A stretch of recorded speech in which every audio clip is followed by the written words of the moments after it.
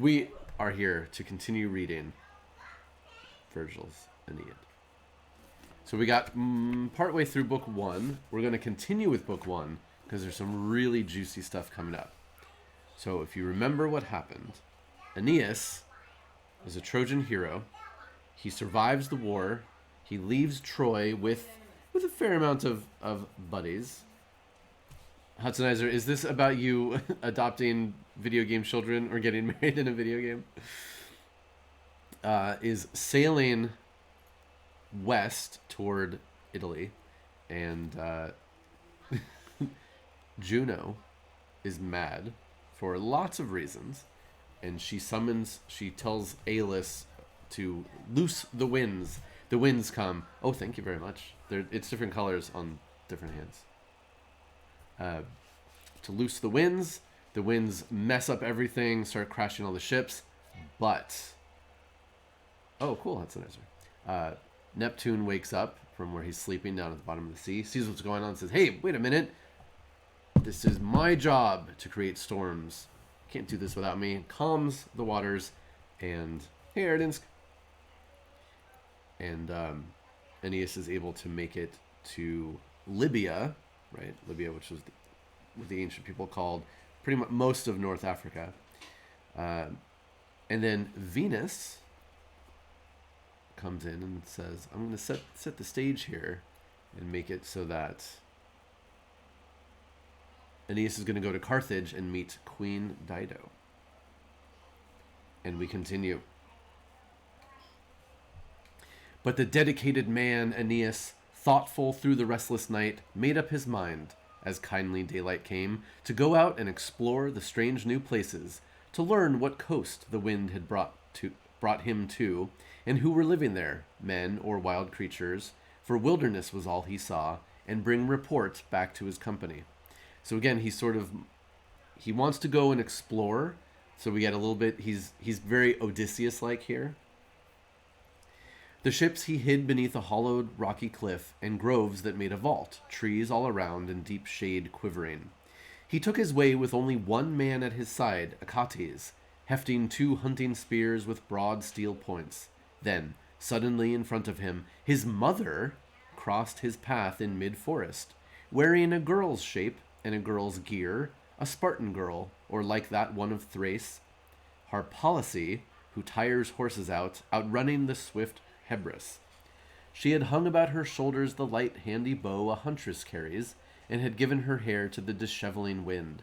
Her knees were bare, her flowing gown knotted and curdled up. Curdled, that's a cool word. Curdled. Kirtled. Curdled. I don't know that one. She spoke first. "Ho, young fellows, have you seen, can you say where, one of my sisters here, in a spotted lynx hide, belted with a quiver, scouting the wood, or shouting on the track behind a foam-flecked boar?" Now, I don't know if I mentioned this, kind of an important point, but Venus, the goddess, is Aeneas' mom. Another important reason why Venus favors the Trojans and Aeneas in particular. She's his mom. I think I might have skipped over that part last time. A10 Chris. Oh, yeah, Zardoz. I mean, exploring, checking out things for your own glory definitely does not always go the way you want it to. To Venus, then, the son of Venus answered, "No, I've heard or seen none of your sisters. Only, how shall I address you, girl? Your look's not mortal, neither has your accent a mortal ring. O goddess, beyond doubt. Apollo's sister? One of the family of nymphs? Be kind, whoever you are. Relieve our trouble. Tell us under what heaven we've come at last, on what shore of the world we are cast up, wanderers that we are, strange to this country, driven here by wind and heavy sea. By my right hand, many an offering will be cut down for you before your altars." Aeneas is smart. He's like, I'm walking around in the woods. I'm kind of a big deal. And all of a sudden this girl appears and she seems to know what's going on and like is asking us questions. I don't think you're a real girl. I think you're probably a goddess in disguise. And he's right. Venus replied, "Be sure I am not fit for any devotion. Tyrian girls are given to wearing quivers and hunting boots of crimson, laced on the leg up to the knee. This is the Punic kingdom that you see. The folks are Tyrian, the town Agenor's. But neighboring lands belong to Libya, a nation hard to fight against in war. The ruler here is Dido of Tyre city, Tyre. In flight here from her brother, a long tale of wrong endured, mysterious and long. But let me tell the main events in order. Her husband was Sichaeus, of all Phoenicians richest in land, and greatly loved by her, ill-fated woman. Remember that. Her father had given her a virgin still in marriage, her first right. Her brother, though, held power in Tyre, Pygmalion, a monster of wickedness beyond all others. Between the two men furious hate arose, and sacrilegiously before the altars, driven by a blind lust for gold, Pygmalion took Sichaeus by surprise and killed him with a dagger blow in secret, undeterred by any thought of Dido's love. He hid what he had done for a long time, cozening her, deluding the sick woman with false hope. But the true form of her unburied husband came in a dream, lifting his pallid face before her strangely. He made visible the cruel altars, and his body pierced, uncovering all the dark crime of the house. So, yeah. So, family drama already, and murder. He urged her then to make haste and take flight, leaving her fatherland, and to assist the journey revealed a buried treasure of old time, unknown to any, a weight of gold and silver. Impelled by this, Dido laid her plans to get away and to equip her company. All who hated the tyrant, all in fear as bitter as her own, now came together, and ships in port already fitted out they commandeered to fill with gold. The riches Pygmalion had itched for went to sea, and captaining the venture was a woman. They sailed to this place where today you'll see stone walls going higher and the citadel of Carthage, the new town. They bought the land called Drumskin from the bargain made, a tract they could enclose with one bull's hide. And that refers to an ancient story about how there was a deal of like, how much land can we buy? Well, you can buy as much as one hide of a bull will wrap around, but if you cut it really super, super thin, it'll make a big, it's a whole mythological thing. But now what of yourselves? From what coast do you come? Where are you bound? Then to the questioner he answered, sighing, bringing out the words from deep within him. Goddess, if I should tell our story from the start, if you had leisure to hear our annals of adversity, before I finished, the fair evening star would come to close Olympus and the day. From old Troy, if the name of Troy has fallen perhaps upon your ears, we sailed the seas, and yesterday were driven by a storm of its own whim upon this Libyan coast. I am Aeneas, duty-bound, and known above high air of heaven by my fame, carrying with me in my ships our gods of hearth and home, saved from our enemy. I look for Italy to be my fatherland, and my descent is from all highest Jove. With 20 ships I mounted the Phrygian sea, as my immortal mother showed the way. I followed the given fates. Now barely 7 ships are left, battered by wind and sea, and I myself, unknown and unprovisioned, cross the Libyan wilderness, an exile driven from Europe and from Asia.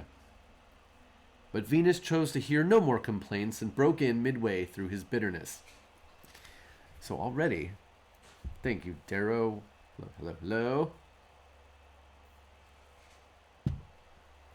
So Aeneas starts off on this speech, I am Aeneas.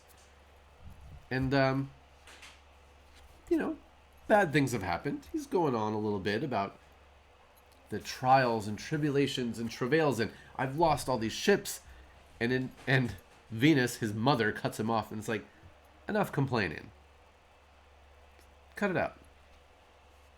Whoever you are, I doubt heaven is unfriendly to you, as you still breathe life-giving air on your approach to the Tyrian town. Go on, betake yourself this way to the Queen's Gate. Your friends are back.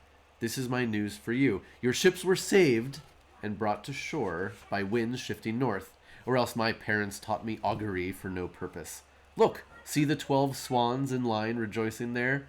Jove's eagle, like a bolt out of the blue, has flurried them out in open heaven. But now they seem to be alighting one by one, or looking down on those already grounded. Blah, blah, blah, blah, blah. So basically, look at the birds. It means your people are safe.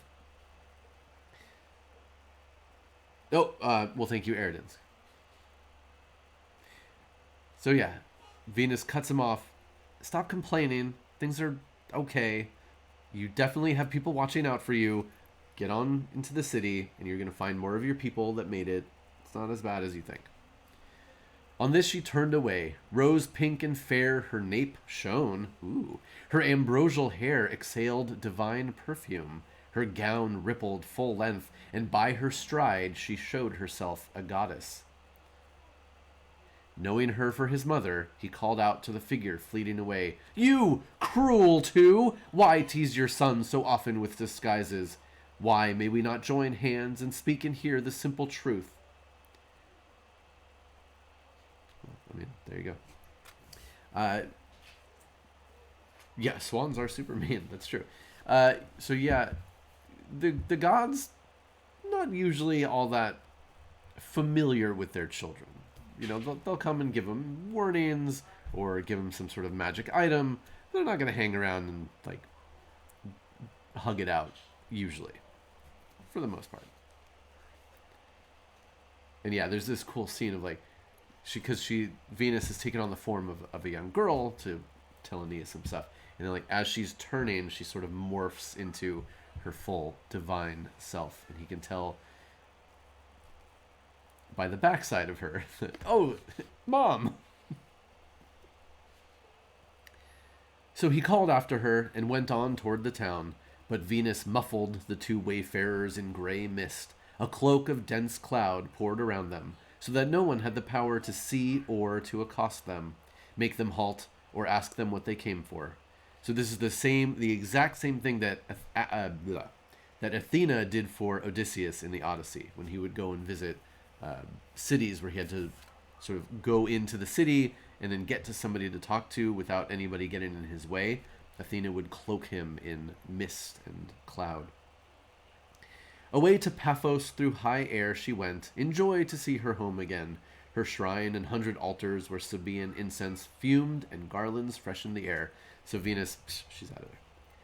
Meanwhile, the two men pressed on where the pathway led, soon climbing a long ridge that gave a view down over the city and facing towers.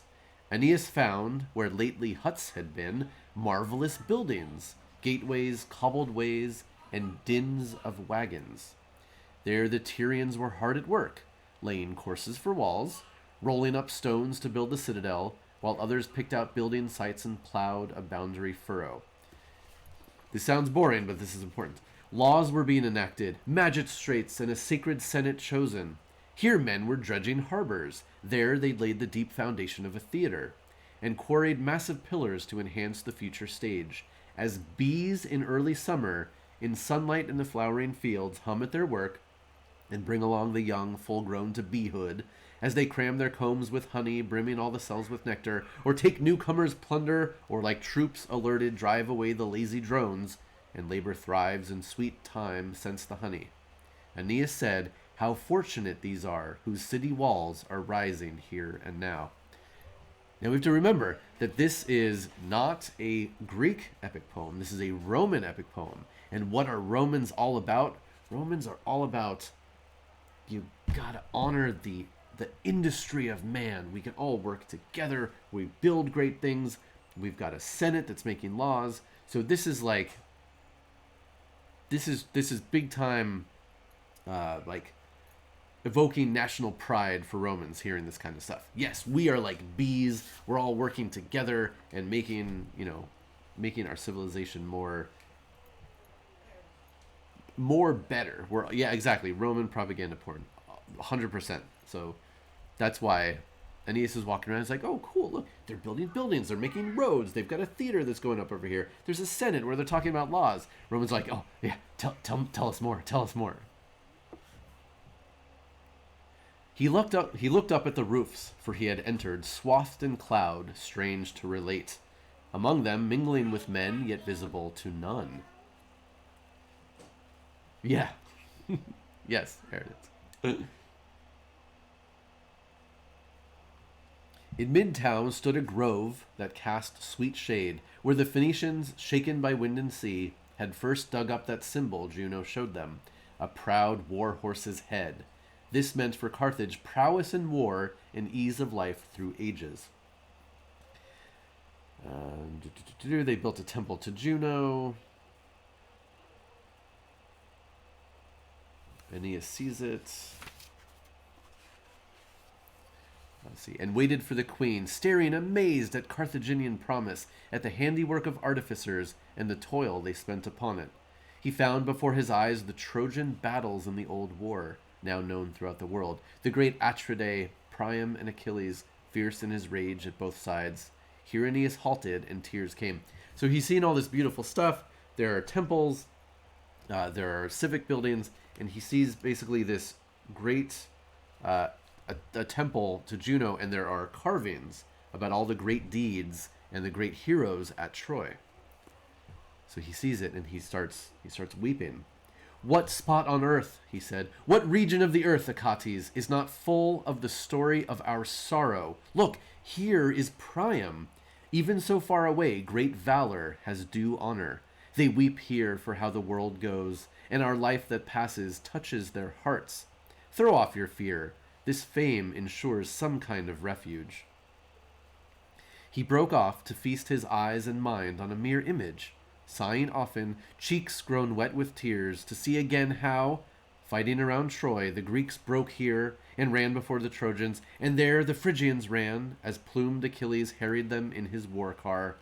Nearby then he recognized the snowy canvas tents of Rhesus, and more tears came. These betrayed in first sleep, Diomedes devastated, sword in, till he reeked with blood, then turned the mettlesome horses toward the beachhead before they tasted Trojan grass or drank at Xanthus ford. And on another panel, Troilus, without his armor, luckless boy, no match for his antagonist Achilles, appeared pulled onward by his team. He clung to his war car, blah, blah, blah, blah. So essentially, like, he's seen all of these scenes from Troy. Some are favorable to the Trojans, and he gets excited. Many are not, and he is sad. He sees Hector and Achilles. Now indeed Aeneas heaved a mighty sigh from deep within him, seeing the spoils, the chariot, and the corpse of his great friend, and Priam all unarmed, stretching his hands out. He himself he saw in combat with the first of the Achaeans, and saw the ranks of dawn, black Memnon's arms. Then, leading the battalion of Amazons with half-moon shields, he saw Penthesilea, fiery amid her host, buckling a golden girdle beneath her bare and arrogant breast, a girl who dared fight men, a warrior queen.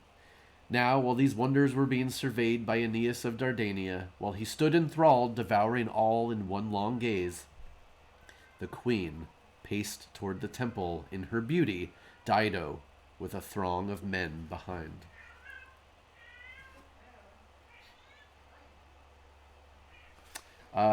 Cutie Boy 2000, this is Virgil's Aeneid, the Roman epic poem.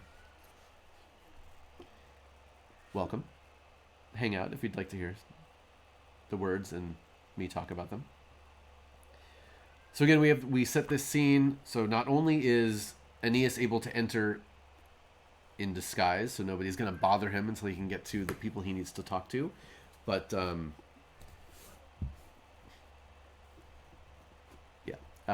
but he sees this magnificent temple with all of this depiction of the war at Troy, including, he's like, oh, there's me fighting. I'm on there. And he thinks that, oh, well, obviously these people honor things that have come before. Again, big for the Romans, honoring your elders, honoring past generations. So he's like, okay, they're probably going to be cool. This seems like a good place.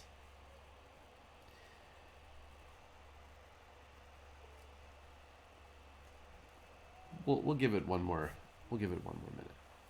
As on Eurotas's bank or Cynthus' ridge, Diana trains her dancers, and behind her on every hand the mountain nymphs appear, a myriad converging.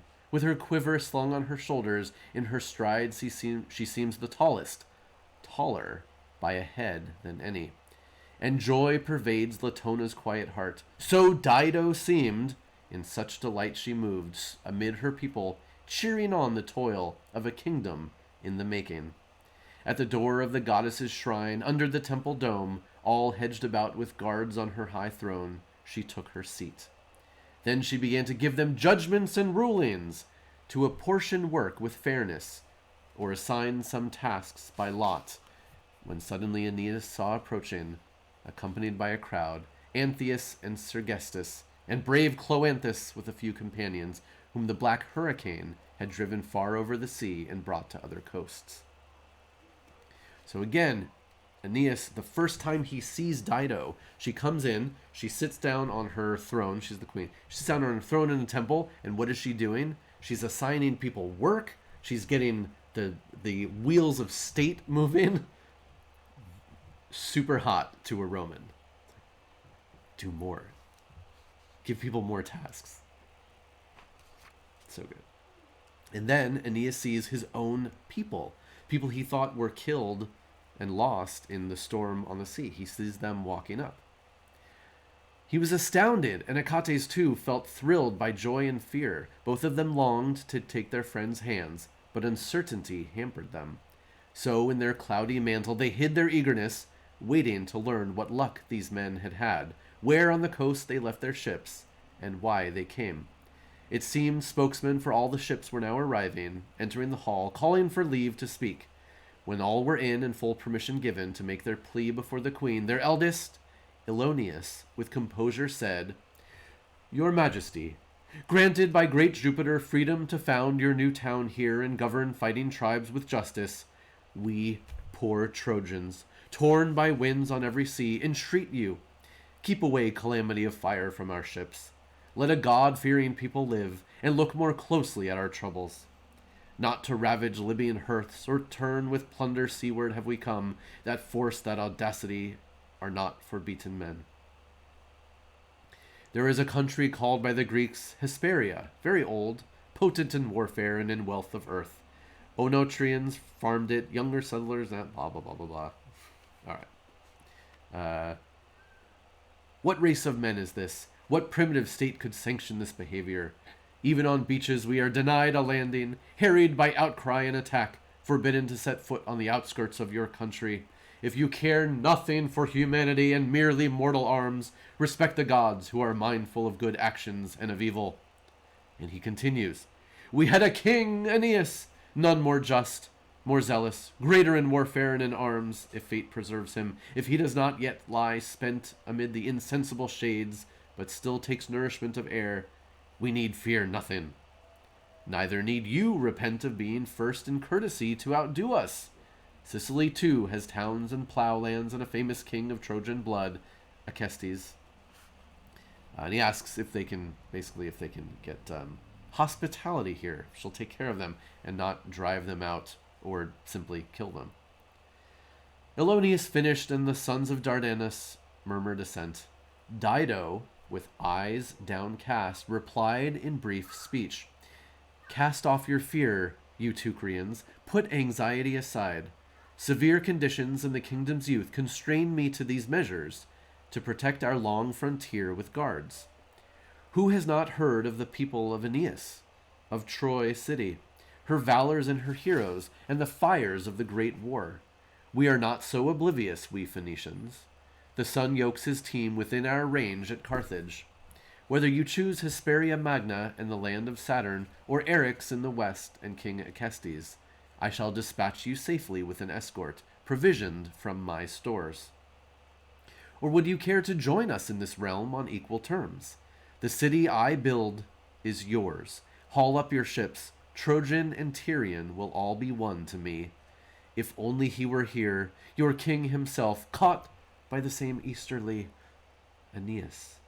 Indeed, let me send out trustworthy men along the coast with orders to comb it all from one end of Libya to the other. In case the sea cast the man up now, he wanders lost in town or wilderness." So Dido, almost literally in answer to their prayers, to these Trojan prayers, says, Of course I know Troy and what happened. You are welcome here. You're welcome if you just want to stop here, or if you want to join us and be part of my kingdom, you will be equals. And oh, would this magnificent man you're describing, Aeneas, if only he was here, we'll go and search for him, see if he shows up anywhere. Elated at Dido's words, both staunch Achates and Father Aeneas had by this time longed to break out of the cloud. Achates spoke with urgency. My lord, born to the goddess, what do you feel? What is your judgment now? You see all safe, our ships and friends recovered. One is lost. We saw that one go down ourselves amid the waves. Everything else bears out your mother's own account of it. He barely finished when the cloud around them parted suddenly and thinned away into transparent air. Princely Aeneas stood and shone in the bright light, head and shoulders noble as a god's. For she who bore him breathed upon him beauty of hair and bloom of youth, and kindled brilliance in his eyes. And an artist's hand gives style to ivory, or sets pure silver or white stones of Paros in framing yellow gold. Then to the queen he spoke as suddenly as to them all he had just appeared. Before your eyes I stand, Aeneas, the Trojan, that same one you look for, saved from the sea off Libya. You alone, moved by the untold ordeals of old Troy, seeing us few whom the Greeks left alive, worn out by faring ill on land and sea, needy of everything, you'd give these few a home and a city, allied with yourselves. Fit thanks for this are not within our power, not to be had from Trojans anywhere dispersed in the great world. May the gods, and surely there are powers that care for goodness, surely somewhere justice counts, may they in your own consciousness of acting well reward you as they should. What age so happy brought you to birth? How splendid were your parents to have conceived a being like yourself! So long as brooks flow seaward, and the shadows play over mountain slopes, and highest heaven feeds the stars, your name and your distinction go with me, whatever lands may call me. So Aeneas is laying it on a little thick here, but, he's got to honor this person, this queen, who is obviously offered to help out his people. With this, he gave his right hand to his friend Ilonius, greeting Serestus with his left, then took the hands of those brave men, Cloanthus, Gaius, and the rest. Sidonian Dido stood in astonishment, first at the sight of such a captain, then at his misfortune, presently saying, Born of an immortal mother though you are, what adverse destiny dogs you through these many kinds of danger? What rough power brings you from sea to land in savage places? Are you truly he, Aeneas, whom kind Venus bore to the Dardanian, the young Anchises, near to the stream of Phrygian Simois? I remember the Greek, Teucer, came to Sidon, exiled and in search of a new kingdom. Belus, my father, helped him. Skipping over the old story of Teucer, not important. Come then, soldiers, be our guests. My life was one of hardship and forced wandering like your own, till in this land at length fortune would have me rest. Through pain I've learned to comfort suffering men.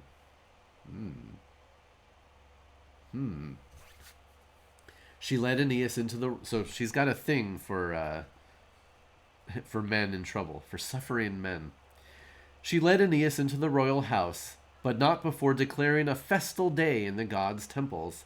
As for the ship's company, she sent 20 bulls to the shore, 100 swine, huge ones, with bristling backs, and fatted lambs, 100 of them, and their mother ewes, all gifts for happy feasting on that day. You gotta have a big feast. They set out a big banquet. Meanwhile, paternal love would not allow Aeneas's mind to rest. He sent Achates on a quick mission to the ships to tell Ascanius and bring him to the city. Fond father, as always thoughtful of his son, and told Achates to fetch gifts as well, relics of Ilium, blah, blah, blah, blah. So treasures. Given these orders, Achates lost no time in seeking the ships. So we have to remember that not only is... Oh yeah, they're gonna kill a whole bunch of animals to have this feast. So not only is Aeneas traveling and he's the captain and he has all of his men on, well, what used to be 20 ships, but he's also traveling with his son, Anchises, or Ascanius. Anchises was his dad. So he's got his son with him. Now, Odysseus also had a son who was back at home, potentially fathered more kids along the way, although that's not technically in the Odyssey. But Aeneas literally is a single dad bringing his boy along with him. So he goes, hey, fetch my son, bring him in here. Is that going to cause trouble with potential love interests? We'll see. Instant family, yo. Our Lady of Cythera, that's Venus, however, pondered new interventions, a new strategy that her young godling son, Desire, should take.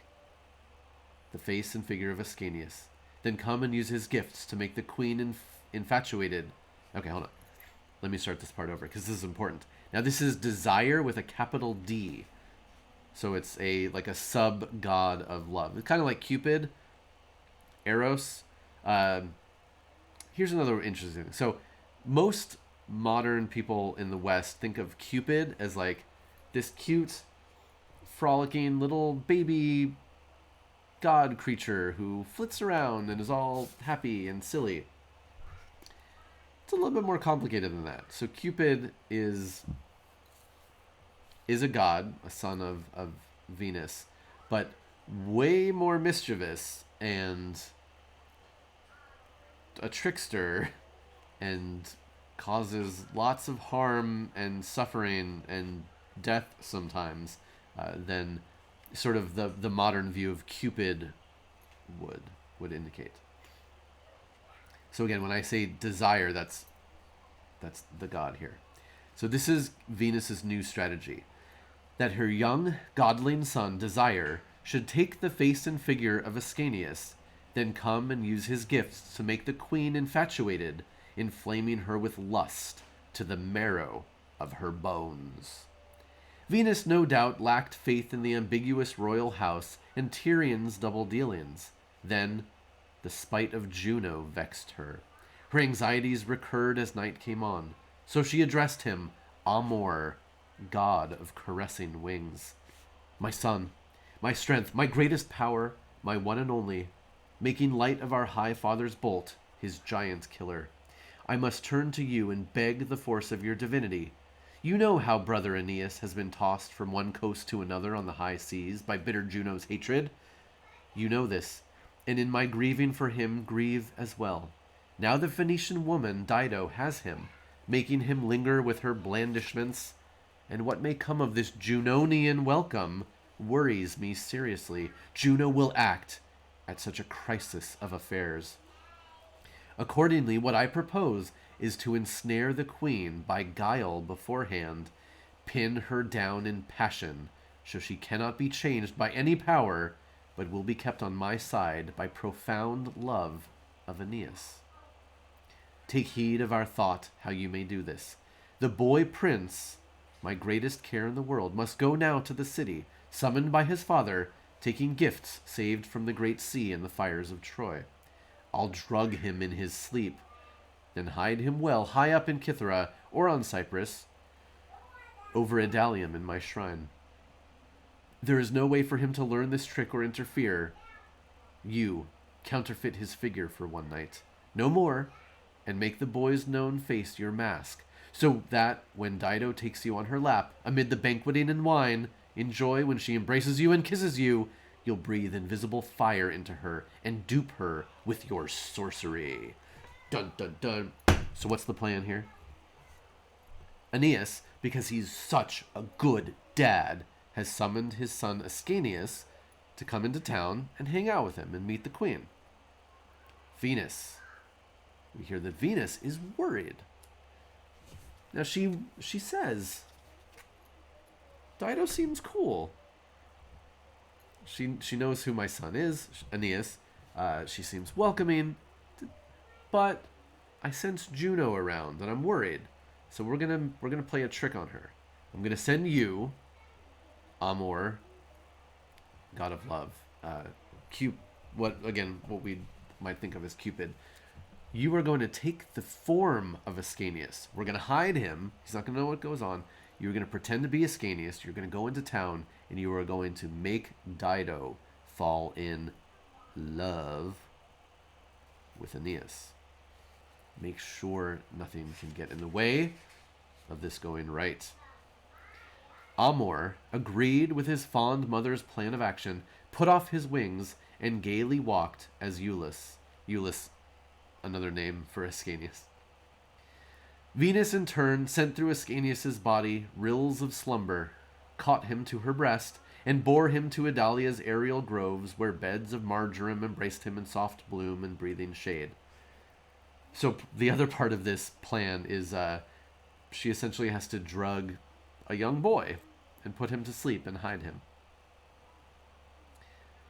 Soon then, the godling, doing as she wished, happily following where Achates led, carried the royal gifts to the Tyrians.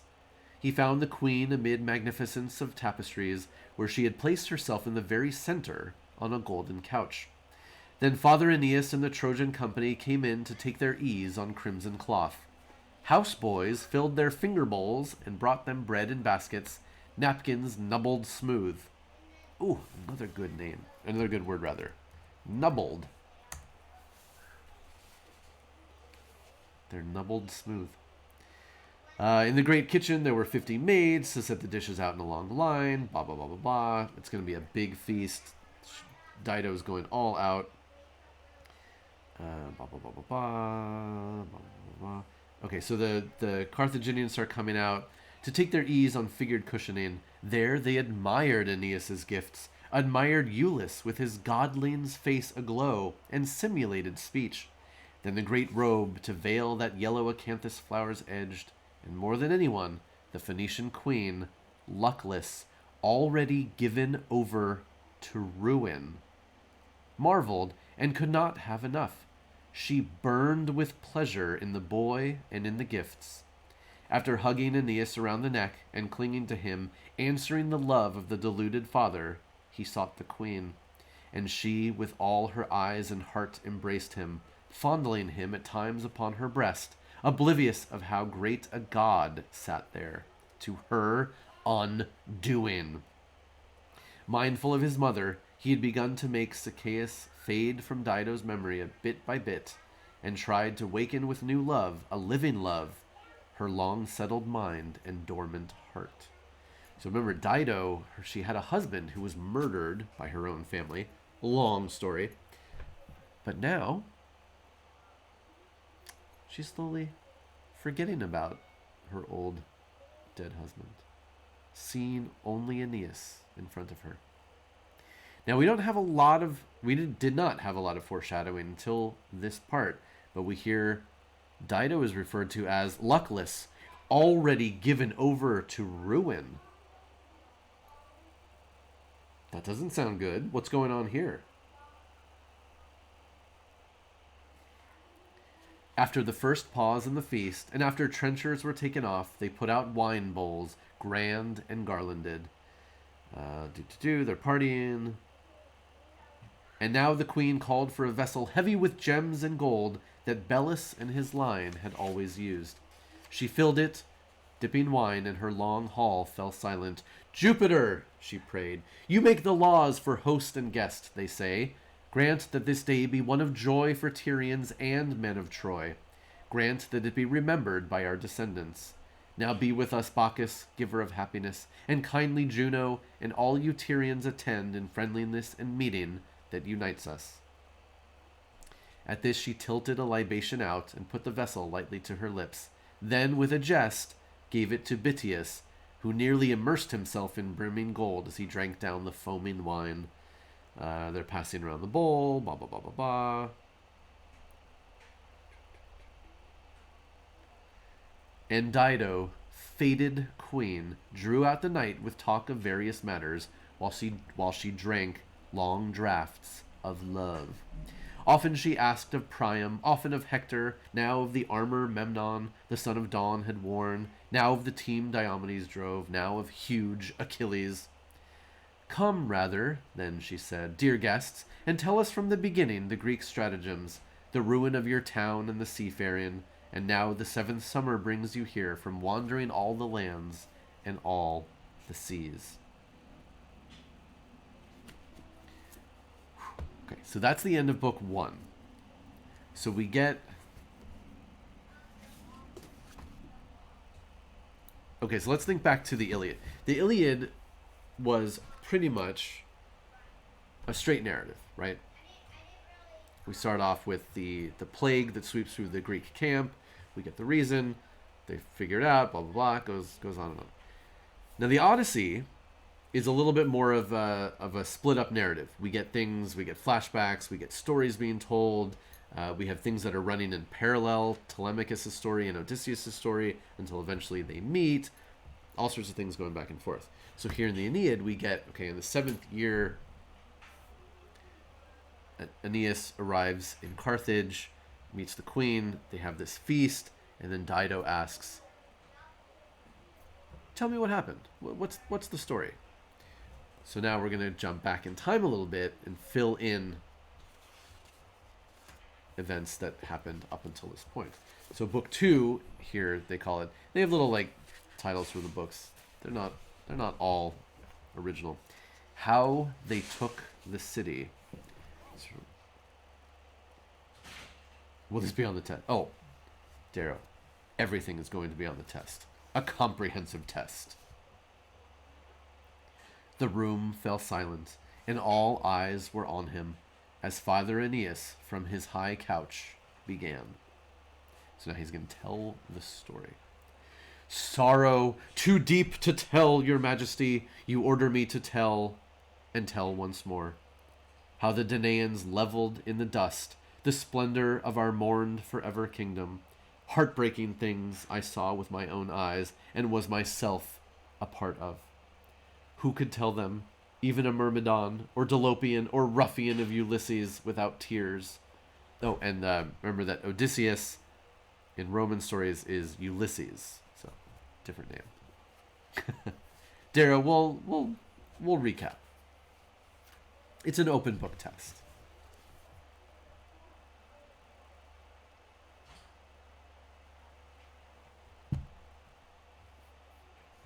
So he's saying everybody knows this story, and everybody would be sad to tell it. Now too the night is well along, with dew fall out of heaven, and settling stars weigh down our heads toward sleep. But if so great desire moves you to hear the tale of our disasters, briefly recalled, the final throes of Troy, however I may shudder at the memory and shrink again in grief, let me begin.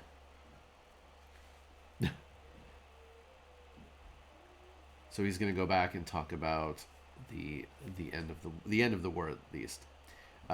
So basically, he's catching up toward the very end of the war, after 10 years of fighting. Essentially, that basically the Greeks built the horse, right?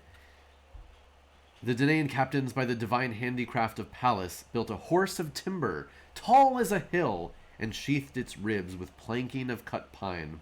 This they gave out to be an offering for a safe return by sea, and the word went round.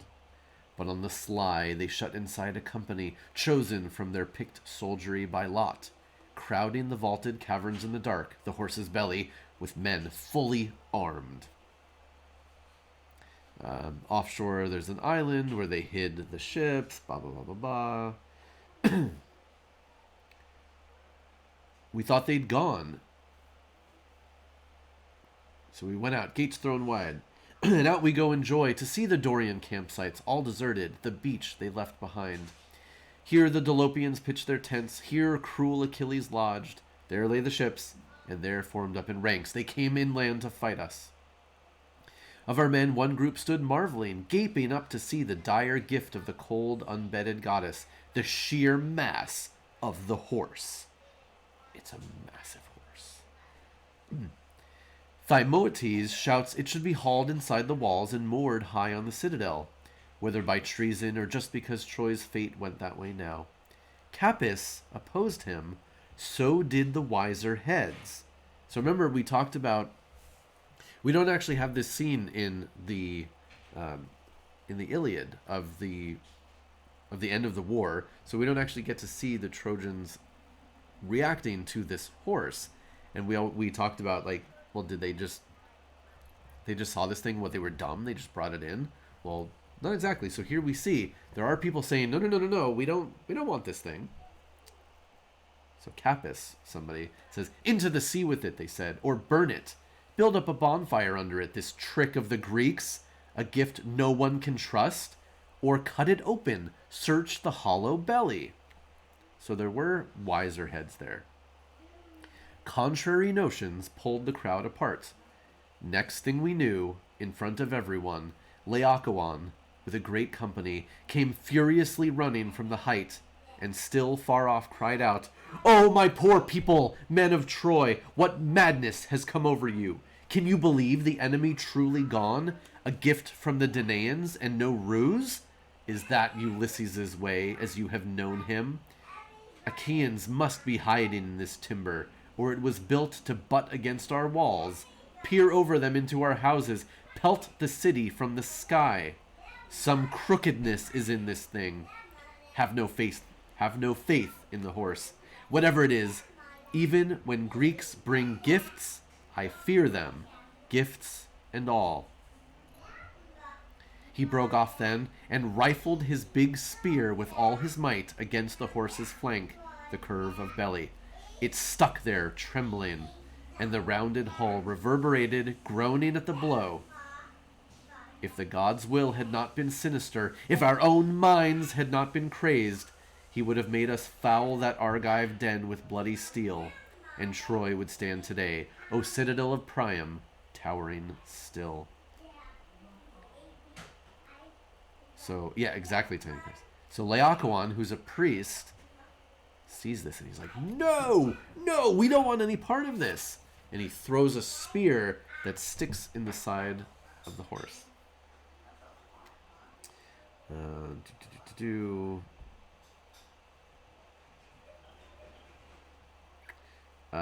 Okay, so then they see there's a shout, and they come across. So they come across the person who was left behind, who says, "This all he himself had planned, volunteering, letting them come across him, so he could open Troy to the Achaeans.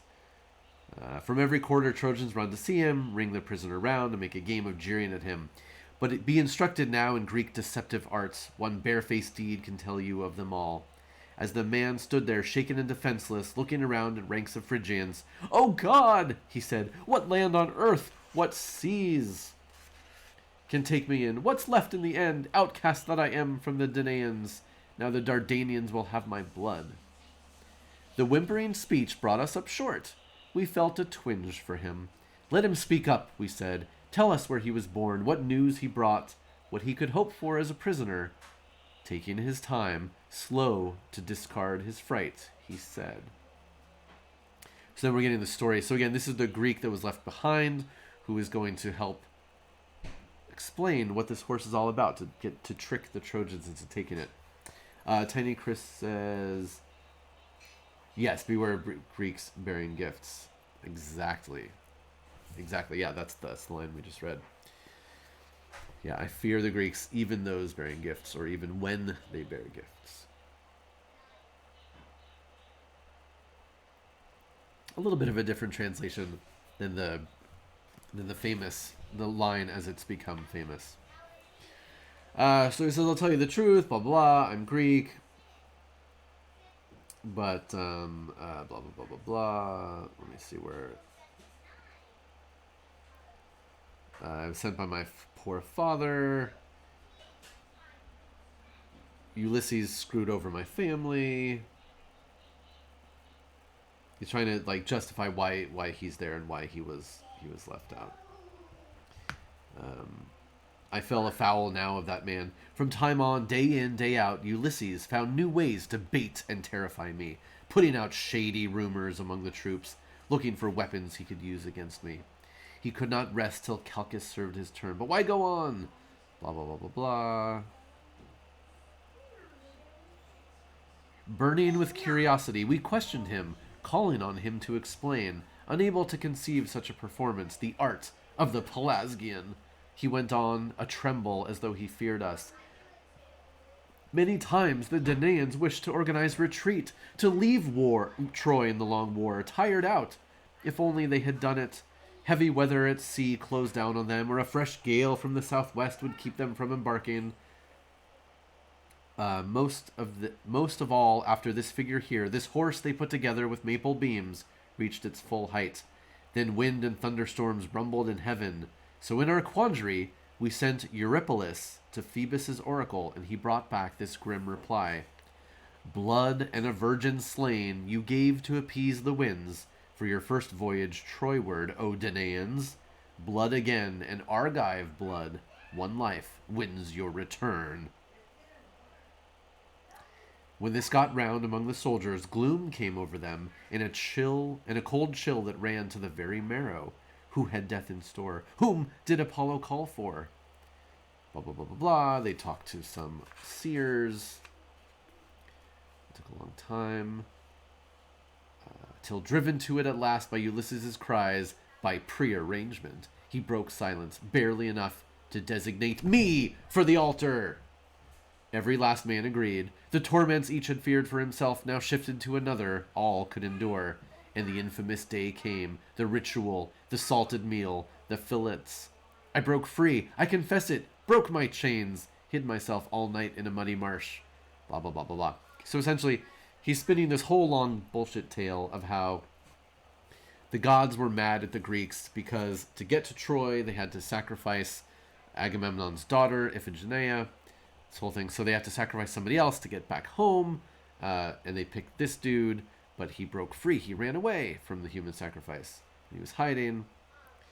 Blah, blah, blah, blah. The gods were pissed. So again, like all the story, this is all BS that he's just spinning this wild tale. And Aeneas pops in every so often to say, for tears we gave him life and pity too. Priam himself ordered the gyves removed and the tight chain between. In kindness then he said to him, whoever you may be, the Greeks are gone. Forget them from now on. You shall be ours. And answer me these questions. Who put this huge thing up? This horse? Who designed it? What do they want with it? Is it religious or a means of war? These were his questions. Then the captive, trained in trickery in the stagecraft of Achaea, lifted his hands unfettered to the stars. Eternal fires of heaven, he began. Powers inviolable, I swear by thee, as by the altars and blaspheming swords I got away from, and the gods' white bands I wore as one chosen for sacrifice. This is justice. I am justified in dropping all allegiance to the Greeks. I hate them. Blah, blah, blah, blah, blah, blah, blah, blah. So much. It's talking about other, not quite religious things that the Greeks had done, but yet they received benefits for. Alright, so Calchas read the portents. Warned by him, they set this figure up in reparation for the palladium stolen, to appease the offended power and expiate the crime. So one of the things that we talked about, we didn't get it in the Iliad, but for the Greeks to win at Troy, they had to accomplish a couple of tasks. Fetch quests, most of them. And one of them is to steal this famous statue of Athena from inside of Troy, the Palladium. And they did it, but to do it they had to murder a lot of people. They had to desecrate a temple, essentially. So here, Sinon is saying, well, they had to do all this bad stuff, so to make up for it, they built this horse as like an offering to the gods. Enormous, though, he made them build the thing with timber braces towering to the sky, too big for the gates, not to be hauled inside, and give the people back their ancient guardian. If any hand here violates this gift to great Minerva, then extinction waits, not for one only, would God it were so, but for the realm of Priam and all Phrygians. If this proud offering drawn by your hands, should mount into your city, then so far as the wall of Pelops' town, the tide of Asia surges in war, that doom awaits our children. This fraud of Sinon, his accomplished lying, won us over. A tall tale, and fake tears had captured us, whom neither Diomedes nor Larissaean Achilles overpowered, nor 10 long years, nor all their 1,000 ships. Tragic. The lies and the horse managed to do what 10 years, thousands of ships, hundreds of men, mighty heroes could not do.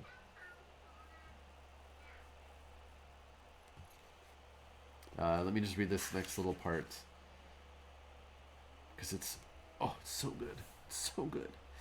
And now another sign, more fearful still, broke on our blind and miserable people, filling us all with dread. So remember, Laocoon, the priest, he had just said, do not trust this horse, do not take it into our town. Laocoon, acting as Neptune's priest that day by lot, was on the point of putting to the knife a massive bull before the appointed altar, when, look there, from Tenedos on the calm sea, twin snakes, I shiver to recall it, endlessly coiling, uncoiling, swam abreast for shore, their underbellies showing as their crests reared red as blood above the swell. Behind they glided with great undulating backs. Now came the sound of thrashed seawater foaming. Now they were on dry land, and we could see their burning eyes, fiery and suffused with blood, their tongues a flicker out of hissing maws. We scattered, pale with fright, but straight ahead they slid until they reached Laocoon. Each snake enveloped one of his 2 boys, twining about and feeding on the body. Next, they ensnared the man as he ran up with weapons. Coils like cables looped and bound him twice round the middle, twice about his throat. They whipped their back scales, and their heads towered, while both hands he fought to break the knots, drenched in slime, his headbands black with venom, sending to heaven his appalling cries like a slashed bull escaping from an altar. The fumbled axe shrugged off.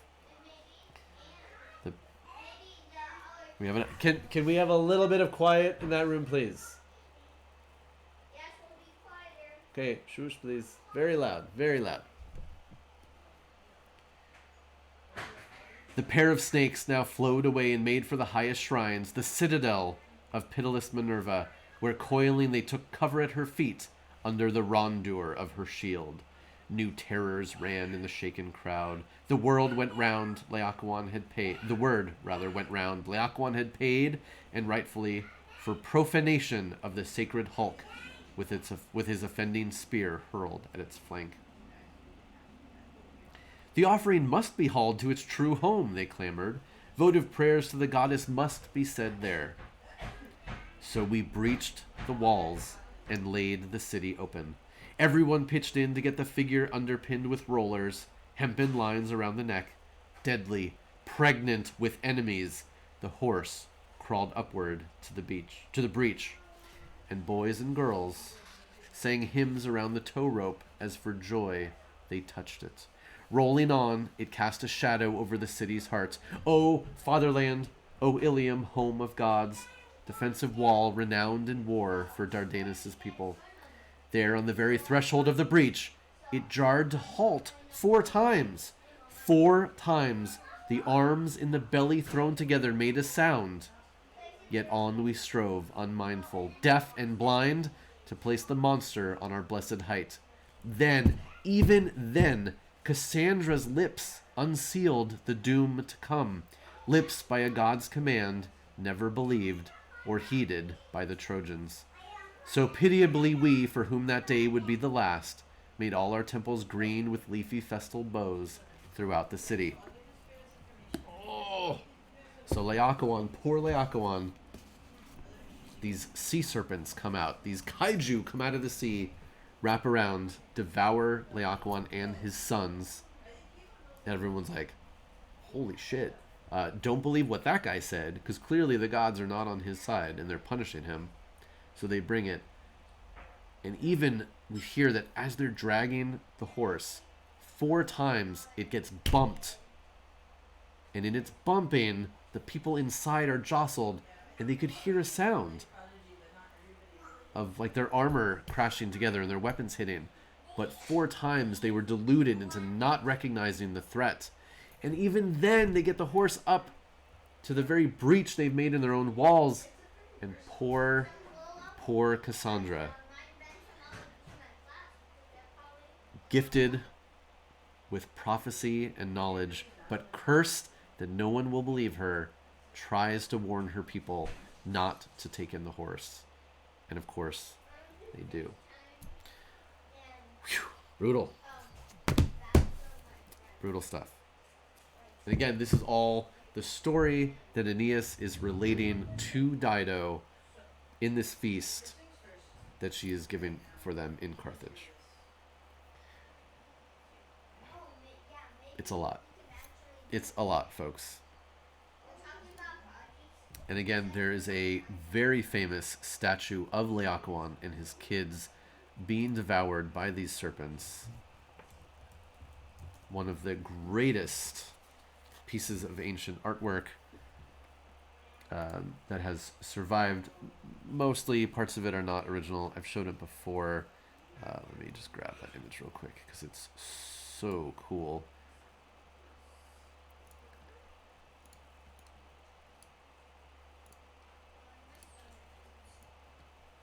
Hold on 1 second.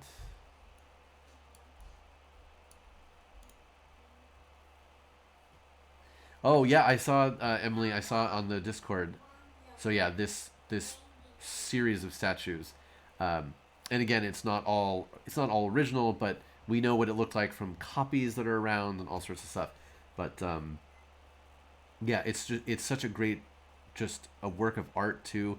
The sinuousness of the snakes and how you can't tell in this picture, but like the detail of where the snakes are wrapped around flesh and digging into the flesh, like it's amazing. This statue is just, like I said, it's one of the most famous statues from the ancient world. It's really, really impressive. Very cool. So yeah, when you see this happen, they're like, we can't listen to what this guy said. Clearly, the gods are not on his side. Now here, these sea serpents they're kind of like, they're just like big snakes, but from the stories, it sounds like they are massive and very, very scary.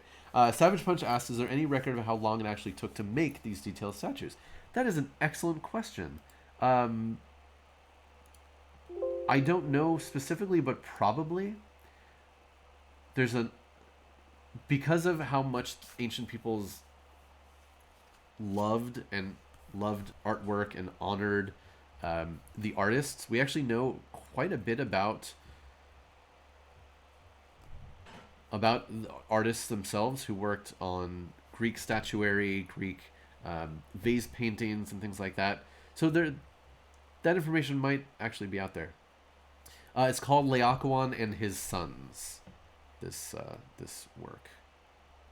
So yeah, that's a long time for sure. And His Sons. So specifically, it's called Laocoon and His Sons, or the Laocoon Group. One of the most famous ancient sculptures ever, since it was excavated in Rome in 1506. It's been in the Vatican since then, where I was lucky to see it. And yeah, so in this case, and like I said, because of art, so Pliny the Elder actually wrote about. I'll get that for you. Zardos. 1 second.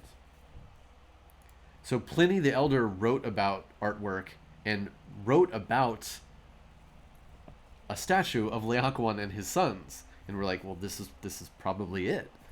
We don't know for certain, but probably. Yeah. It's been called the prototypical icon of human agony. The suffering is shown through the contorted expressions of the faces, which are matched by the struggling bodies. Blah, blah, blah, blah, blah. Pliny attributes the work, then in the palace of Emperor Titus, to three Greek sculptors from the island of Rhodes, Agasander, Athenodorus, and Polydorus, but does not give a date or patron. Its style is considered one of the finest examples of the Hellenistic Baroque, and certainly in the Greek tradition, but it is not known if it is an original work or a copy of an earlier sculpture, probably in bronze, or made for a Greek or Roman commission.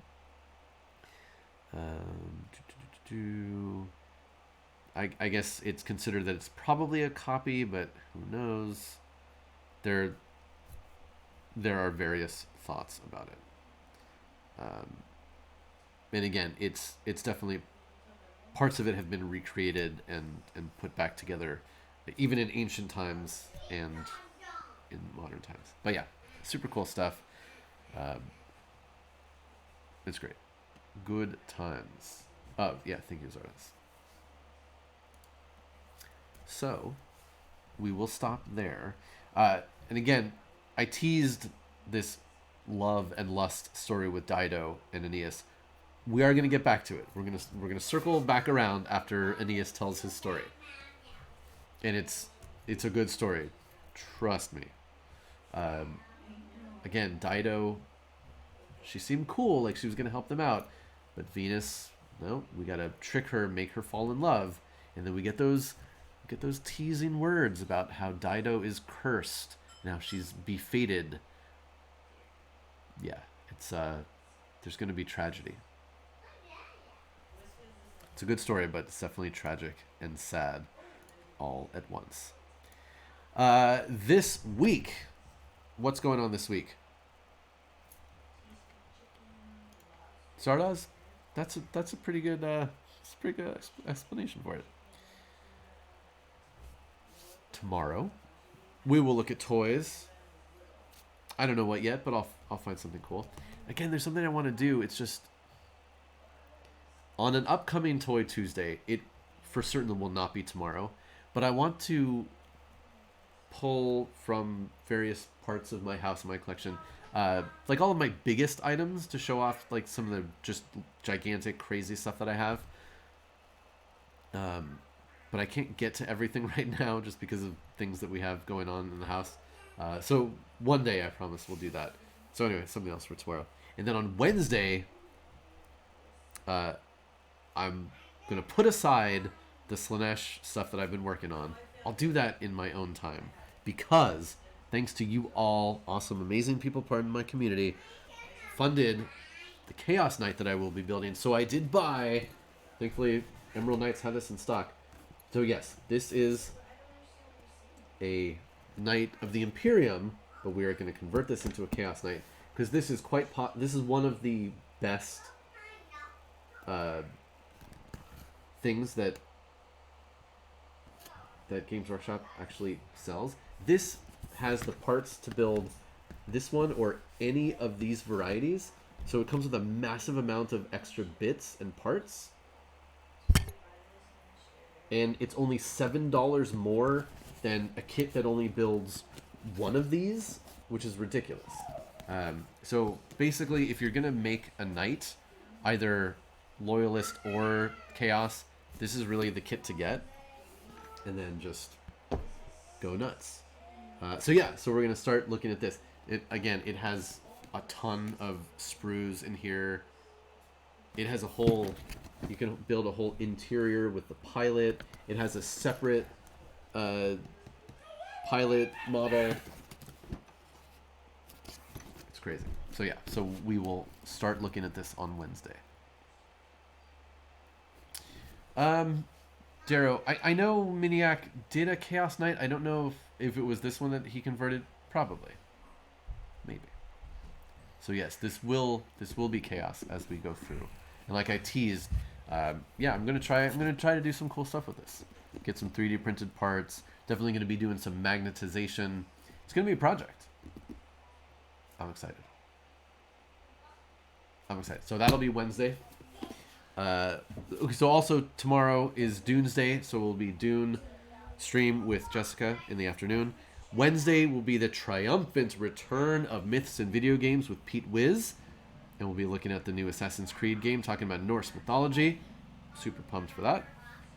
And the rest of the week going on after that. Let's see. What else? What else? I think that's it.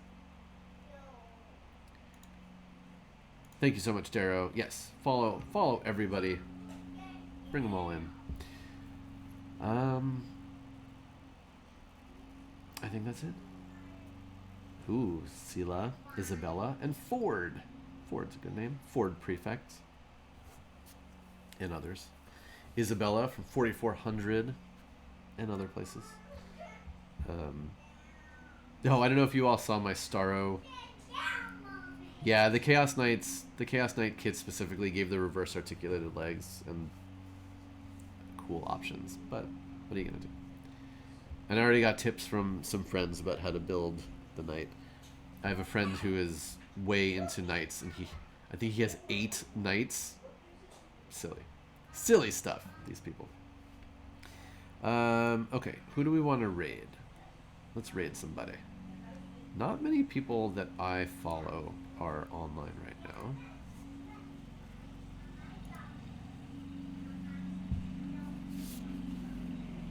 Woman is 14. Wow. That's a lot. That's a lot of knights. Let's check in with... Ooh, somebody we haven't raided in a while. This could be interesting. Someone who's very cool. Someone I met at Gen Con, not this past year, but the year before, obviously. 14. That's a lot of knights. Holy crap. Okay, we are going to raid Bonsai Baby. I don't know if you all know who that is. When we were at Gen Con and we were running the live stream for Gen Con with Hyper, we worked with Bonsai Baby, and she was super cool. I don't get to catch her streams a lot, but she does a lot of woodworking and really neat stuff. So we'll see what she's doing. Pop that command in there. Cool. So go check out what Bonsai Baby's doing, or go have a great rest of your day. Have an awesome Monday, everybody. Be productive, or relax, whatever is in store for you. Have a great day, and I'll be back here tomorrow with toys. Have a great one, everybody. Raiding now. Bye.